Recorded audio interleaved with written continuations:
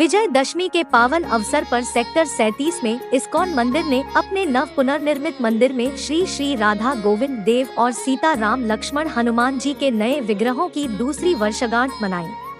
इस शुभ दिन की शुरुआत सुबह 4:30 बजे मंगल आरती के साथ हुई, जिसके बाद जप, कीर्तन, कथा, सांस्कृतिक कार्यक्रम हुए, जिसमें मंदिर की एक शाखा इस्कॉन फन स्कूल के बच्चों द्वारा नृत्य और नाटक प्रस्तुत किया गया, जो कि बच्चों को भगवद गीता की शिक्षाओं के आधार पर मूल मूल्यों को सिखाता है। फिर अंत में भगवान का अभिषेक किया गया और सभी को प्रसाद वितरित किया गया। इस्कॉन के संस्थापकाचार्य श्रील एसी भक्तिवेदांत स्वामी प्रभुपाद कहते थे कि मंदिर कलयुग के दोहकों से लड़ने के लिए एक आधार की तरह है। मंदिर के भीतर उपस्थित सभी लोगों को भगवद गीता की शिक्षा दी जाती है और प्रतिदिन प्रसादम भी वितरित किया जाता है। मंदिर में रहने वाले भक्त सभी को यह शिक्षा और प्रसाद वितरित करते हुए पूरे फरीदाबाद कृष्ण भावनामृत का प्रसार करने के लिए भ्रमण करते हैं। इसलिए पूरे समाज में शांति और कल्याण लाने के लिए मंदिर प्रतिबद्ध है। मंदिर के अध्यक्ष गोपीश्वर दास ने कहा, फरीदाबाद में हमारा एक बहुत सुंदर मंदिर है। हम सभी से अनुरोध करते हैं कि वे आएं और दर्शन का लाभ उठाएं और भगवान का संदेश सुनें और इस तरह अपने जीवन में सात्विक आनंद लाएं। हमारे पास 5 साल की उम्र से लेकर सभी उम्र के लोगों के लिए मंदिर में कई कार्यक्रम हैं।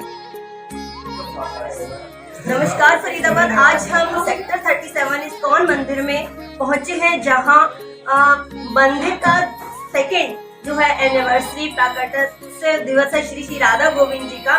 तो उसी विषय पर जो है, उसी उपलक्ष्य में यहाँ पर कुछ कल्चरल जो है प्रोग्राम्स किए गए बच्चों के द्वारा, जो कि इस्कॉन के ही स्कूल में यहाँ पर बच्चों को सिखाया जाता है और बच्चों ने ही जो है रंगारंग कार्यक्रम किए। आइए बात करते हैं सबसे पहले अगर मंदिर की स्थापना दिवस की बात करें तो ये जुड़ा हुआ है दशहरे के साथ। आज दशहरा भी है और सेकेंड जो है इनकी एनिवर्सरी भी है। और सबसे पहले हम बात करेंगे यहाँ पर दशहरे के अवसर पर कलयुगी रावण जो इनका थीम था, उसको लेकर एक यहाँ इन्होंने प्ले किया, नाटक किया, बहुत अच्छा लगा, एक संदेश दिया।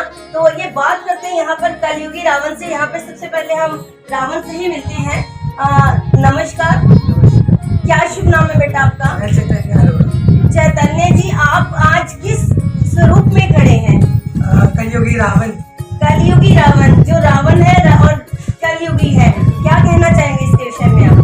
अच्छी टीचिंग थी रावण से, अच्छी टीचिंग जा रही थी। वो बहुत इंटरेस्टिंग था, ओवरऑल ड्रामा भी बहुत इंटरेस्टिंग था, मजा आया।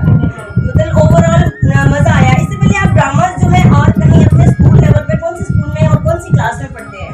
मैं DPS 19 फरीदाबाद क्लास 9 में पढ़ता हूँ। इससे पहले मैंने स्कूल में करे 1-2 बार ड्रामा। वेरी गुड, बहुत अच्छा कि आपने पहले प्ले किया हुआ था, लेकिन उन प्ले से हटकर ये प्ले था। कैसा लग रहा है आपको?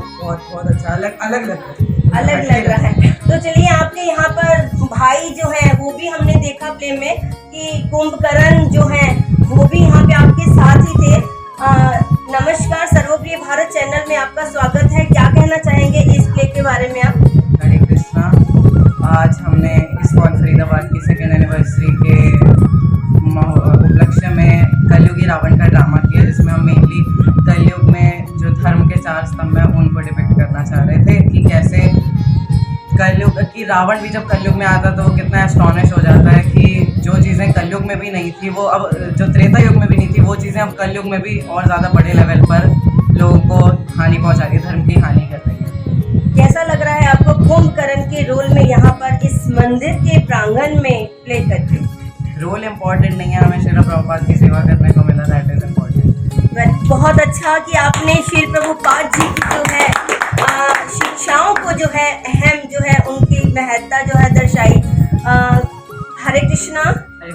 क्या शुभ नाम है आपका? अथर्व जी, आप किस रोल में यहाँ पर उपस्थित हुए? इस ड्रामा में आपने क्या भूमिका निभाई? मेरे को बेसिकली 2 रोल करने थे। सबसे पहला रोल मेरे को एक ड्रंकर्ड यानी कि एक शराबी का रोल करना था, और दूसरा रोल मेरे को एक वेटर का करना था, एक रेस्टोरेंट का। तो कैसा लगा आपको? दोनों रोल्स डिफरेंट थे और दोनों रोल्स में आपको क्या लगा कि कैसा होना चाहिए इसमें? डेफिनेटली दोनों रोल जो थे वो अलग अलग टाइप से चैलेंजिंग थे, लेकिन जैसे कि प्रियांश भैया ने बोला, रोल इम्पोर्टेंट नहीं है, हमें बस अपना बेस्ट देना है। श्रीला प्रभुपाद जी की सेवा करनी है। मैंने वही किया, मैंने ये नहीं देखा कि मेरे को ये रोल मिल रहा है, मेरे से 5 डायलॉग्स है, मेरे को रोल मिला वो बहुत बड़ी बात है। सेवा करने का अवसर मिला, प्रभुपाद जी ने मेरे को ये अवसर दिया और मैंने उसमें अपनी तरफ से अच्छे से रोल किया, वही मेरे लिए बहुत बड़ी बात है। बहुत अच्छी बात है कि आपको श्री प्रभुपाद जी की सेवा करने का मौका मिला, वो भी एक प्ले के माध्यम से। हरे कृष्णा, आप तो हरे कृष्णा की फॉर्म में ही हैं, क्या कहना चाहेंगे इस प्ले के विषय में? आप क्या कहेंगे? मैं तो इसके विषय में एक चीज़ कहना चाहूँगा कि ये ड्रामा जो था, ये एस्कॉम की काफ़ी फिलोसफी इसको एक काफ़ी फन वे में डिपेक्ट किया था और इसे करने में हम सबको काफ़ी मज़ा आया एंड इसका टाइम कंस्ट्रेंट भी बहुत कम था, तो उसके हिसाब से परफॉर्मेंस भी बहुत अच्छी थी। तो इसलिए मैं सारे जितने भी हमारे जो क्रू था उससे भी थैंक यू बोलना चाहूँगा, एस्कॉम को एक ऐसी अपॉर्चुनिटी देने के लिए धन्यवाद करना चाहूँगा। बहुत अच्छा लगा, आपने जो है हरे कृष्णा महामंत्र के माध्यम से यहाँ पर हमारे और भी जो है भक्त हैं हम इनको, तो क्या कहना चाहेंगे आप? इस प्ले में आपने बहुत अहम भूमिका निभाई, हरे कृष्णा महामंत्र के विषय में बताया, क्या कहना चाहेंगे आप?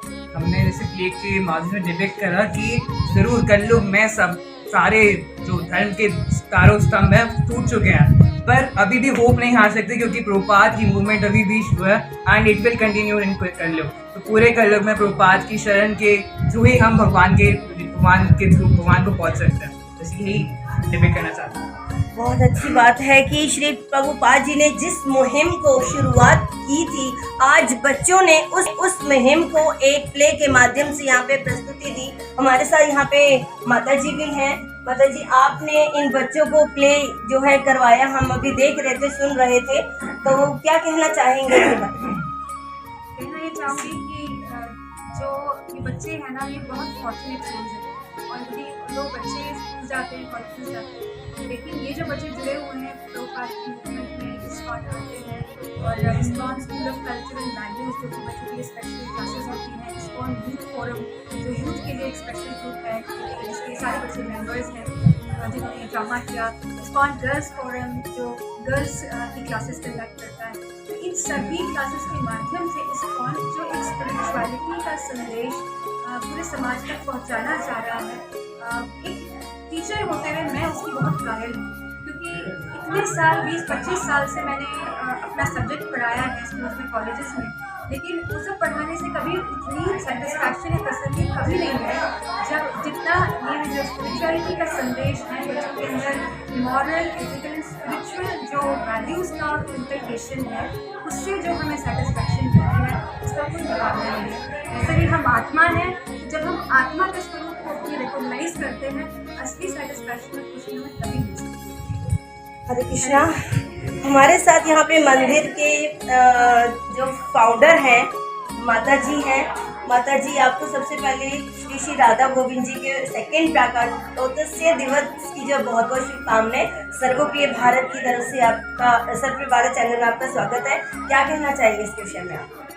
Thank you very much. आज हमारे लिए बहुत शुभ दिन है कि आज हमारे भगवान का सेकंड बर्थडे है एक तरह से, और हम उसको धूमधाम से सेलिब्रेट कर रहे हैं। और आप अभी बच्चों से बात कर रहे थे, तो मैं यही सोचती हूँ कि मैं भी यहाँ पर 20 साल से बच्चों को पढ़ाती हूँ। मैं वैसे नहीं पढ़ाती, बट मैं बच्चों को आध्यात्मिक शिक्षा देती हूँ। तो मुझे यही लगता है कि ये शिक्षा अगर आज की जनरेशन को नहीं मिलेगी तो फिर वही होगा जो हम न्यूज़ को करते हैं, कहीं रेप होंगे, कहीं मर्डर्स होंगे, कहीं करप्शन होगी, कहीं कुछ होगा।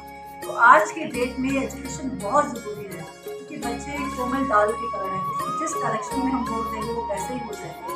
तो पेरेंट्स कई बार बहुत घबराते हैं कि हमारा बच्चा मंदिर जाएगा, ये हो जाएगा, वो हो जाएगा। मैं इनको कहती हूँ अगर ये पब में जाएगा, डिस्कोथेक में जाएगा, तो आप उसको क्या गिरने से बचा लोगे?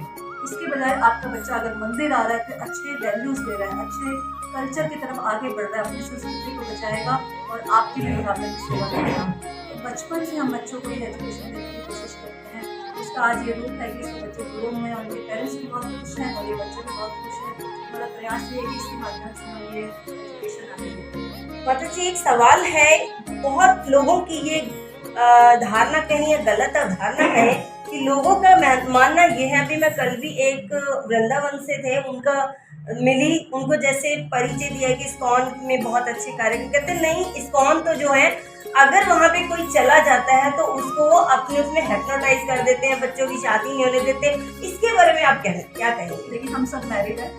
मैंने उनको ये जवाब दिया था, लेकिन फिर भी वो उनका कुछ कहना ऐसा था जो कि मतलब मुझे भी अटपटा लगा। तो आप जो कि इसके फाउंडर हैं, तो उस विषय से उस अहम तरीके से मतलब बताइए। बहुत इम्पोर्टेंट क्वेश्चन है आपका। हमारे इस्कॉन के फाउंडर आचार्य श्री भक्तिवेदांत स्वामी प्रभु नैतिक सेवा प्लेस में। तो ये जो धारणा है लोगों की बहुत गलत है। इस्कॉन जाने से व्यक्ति को हिप्नोटाइज कर देते हैं या उसका ब्रेन वॉश कर देते हैं। एक्चुअली ब्रेन वॉश जरूर करते हैं, लेकिन उसकी व्यक्ति गंदगी को निकालते हैं, क्योंकि समाज में चारों तरफ गंदगी है। आज आप मुझे बताइए, कौन से स्कूल का बच्चा ड्रिंक नहीं करता? बिल्कुल। कौन से स्कूल का बच्चा ड्रग्स नहीं लेता? सारे हमारे पास स्कूलों के प्रिंसिपल्स आते हैं, उनके सारे डायरेक्टर्स आते हैं, बोलते हैं प्लीज़ हमारे बच्चों को बचा लीजिए। क्योंकि अगर बच्चों को हम सही डायरेक्शन नहीं देंगे तो जो आज समाज में हो रहा है, आप जितने मर्जी आप मिशनरीज बना लीजिए, जो मर्जी कर लीजिए, लेकिन अगर उनका बेस ठीक नहीं है तो आप उनको बचा नहीं सकते। इतने बच्चे आज के मिसगाइडेड हैं, गलत कपड़े पहनते हैं, गलत खाते हैं, गलत पीते हैं, गलत संगति करते हैं, फिर गलत ढंग से अपने पूरे जीवन को चलाते हैं, और रिजल्ट हम देख रहे हैं समाज में। न्यूज़ के पास आपका भी चैनल है, भरा रहता होगा बिल्कुल इस तरह की एक्टिविटी से। आज ये हो गया क्यों? क्योंकि कॉन्शियसनेस खराब है। हम बच्चों को, सबको उनकी कॉन्शियसनेस चेंज करने के लिए, कॉन्शियसनेस कैसी? भगवान के प्रति कॉन्शियसनेस। अब बताइए कौन सा ऐसा समाज में जिसमें भगवान के प्रति कॉन्शियसनेस को गलत कहा जाता है? आप बताइए। हमारे बच्चे अगर फॉरेन चले जाते हैं माता पिता को छोड़ के, कोई उनको कुछ नहीं कहता। 20 साल तक वो बच्चे माँ बाप के पास नहीं आएंगे, वहाँ से पैसे भेजते रहेंगे। वो अच्छा है, और बच्चा जो भगवान की सेवा में लगा है वो ज़्यादा अच्छा है? बताइए। वो बाहर है, पेरेंट्स मर भी जाएंगे तो भी वो वापस नहीं आते। ये ऐसा कोविड काल में हुआ भी है।